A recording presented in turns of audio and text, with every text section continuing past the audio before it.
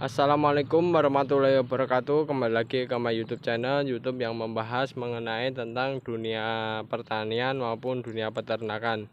Oke kawan-kawan, pada pertemuan kali ini saya sudah berada di lahan paman saya, di mana lahan ini ditanami cabai mungil atau cabai kecil-kecilan semacam ini yang dipergunakan untuk memenuhi kebutuhan rumah tangganya, dan juga sebagian hasilnya juga dijual ke pasaran.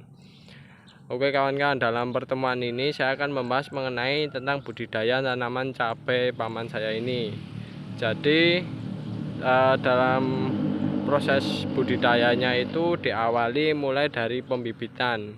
Pembibitan itu mereka menumbuhkan benih, yang dimana benih tersebut dibuat sendiri dengan menggunakan cabai yang sudah matang. Cabai yang sudah matang itu biasanya berwarna merah, pekat, dan mudah rontok. Itu biasanya cabai sudah matang. Lah, cabai yang sudah matang semacam itulah digunakan, bijinya diambil, digunakan sebagai benih, lalu benihnya ditanam di media tanam khusus untuk pembibitan. Nah, media tanam yang digunakan untuk pembibitan itu biasanya campurannya yaitu tanah dan kompos, dimana biasanya yang digunakan adalah 1:1 semacam itu.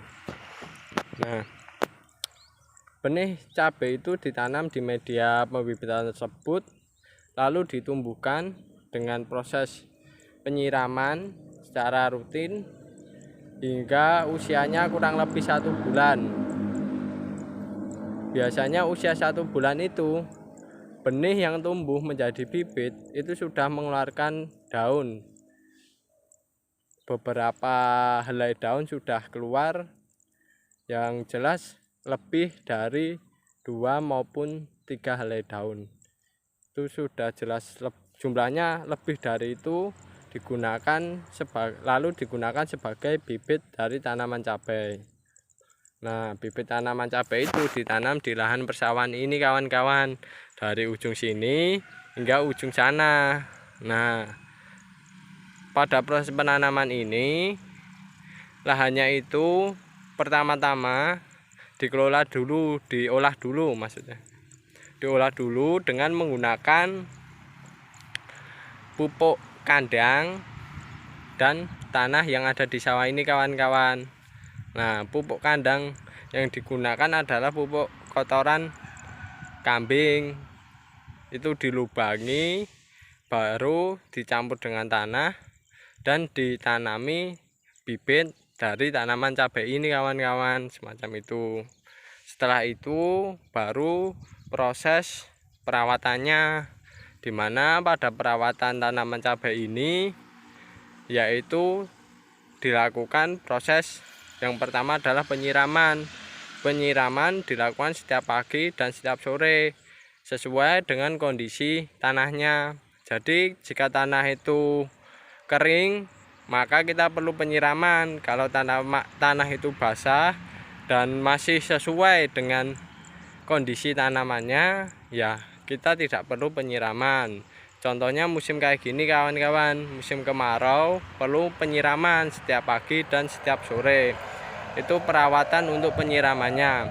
Lalu perawatan yang kedua yaitu adalah pemupukan, dimana pupuk yang digunakan pupuk NPK. Pemberian pupuk NPK ini disesuaikan dengan dosis dan jumlah tanamannya. Biasanya kalau paman saya ini memberikan pupuk NPK itu diberikan dengan cara dikocor kawan-kawan, dicampurkan dengan air, jumlahnya kurang lebih 1 genggam kurang lah kawan-kawan, 1 genggam kurang itu dicampurkan dengan itu kawan-kawan, gembor semacam itu, ditambahkan air full, jumlahnya itu kurang lebih 5 liter hingga 10 liter, itu kurang lebih semacam itu. Lalu dicampurkan dengan air, dikocorkan dengan tanaman ini kawan-kawan. Nah, pengocorannya itu biasanya dilakukan setiap 2 minggu sekali atau sebulan sekali semacam itu, tergantung tanaman ini. Tapi paman saya itu lebih memaksimalkan dengan menggunakan pupuk organik, di mana pupuk organik itu disuplai kembali setiap 1 minggu sekali, atau ya tergantung lah istilahnya keadaan dari pupuk organik tersebut. Jika kondisinya ada, tanamannya siap untuk dipupuk, istilahnya enggak layu, enggak ngapa-ngapain lah, enggak ada masalah, itu kita diberikan pupuk berupa pupuk suplai, yaitu pupuk padat dan juga pupuk kimia.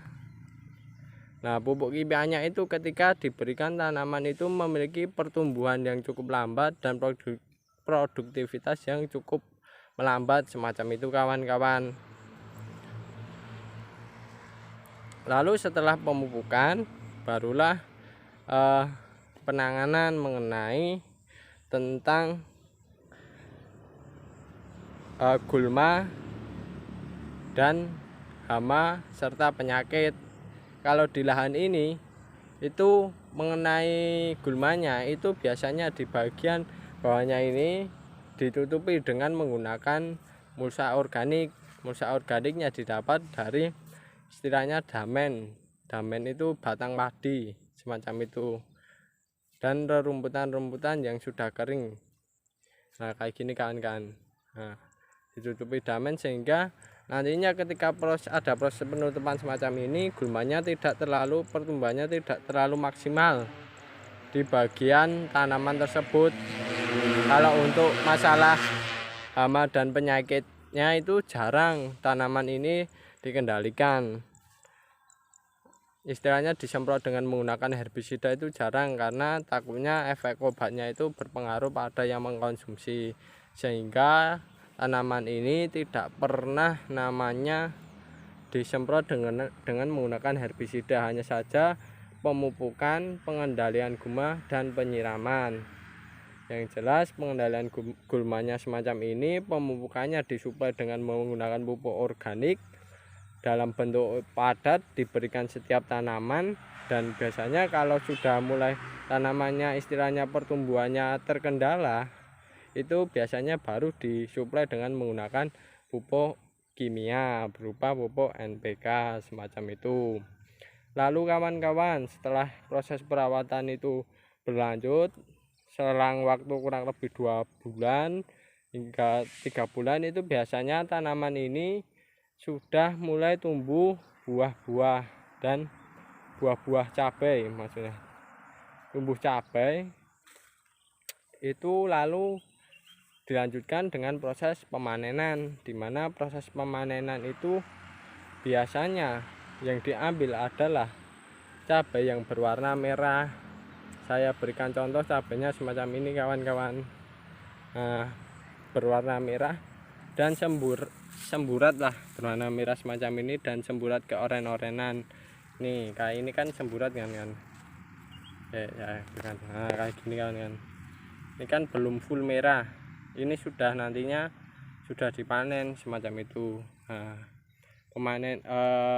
parameter yang digunakan dalam proses pemanenan itu warna dari cabai itu sendiri, merah atau semburat merah. Kalau yang warna hijau semacam ini belum kawan-kawan, karena ini masih muda semacam itu. Nah, pemanenan ini dilakukan setiap kurang lebih 4 hari atau 3 hari sekali kawan-kawan, semacam itu dilakukan lalu hasil panennya digunakan untuk kebutuhan sendiri, dan jika kebutuhan sendiri terpenuhi, sisanya dijual kawan-kawan di pasaran. Oke kawan-kawan, mungkin itu saja dalam pertemuan kali ini pembahasannya.